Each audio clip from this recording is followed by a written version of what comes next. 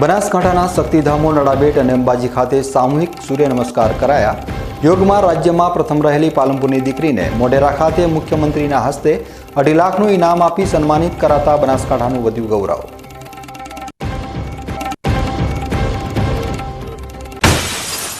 દિયોદરના નવા રેલવે બ્રિજનું લોકાર્પણ કર્યા બાદ પ્રથમ રાત્રે જ અંધારપટ જોવા મળતા અચરજ। નવા બ્રિજ ઉપર રાત્રિના સમયે અકસ્માતો નિવારવા ત્વરિત સ્ટ્રીટ લાઇટ ચાલુ કરવા સ્થાનિક રહીશોની માંગ।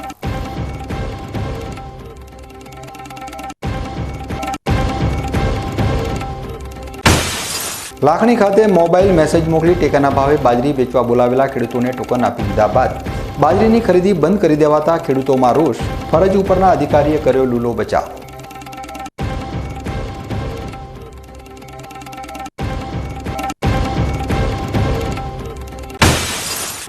બનાસકાંઠામાં ઠંડીના જોરમાં થયેલા વધારા વચ્ચે માલગઢનું મામા તળાવ ઓવરફ્લો થતાં ખેતરોમાં ફરી વળ્યું પાણી।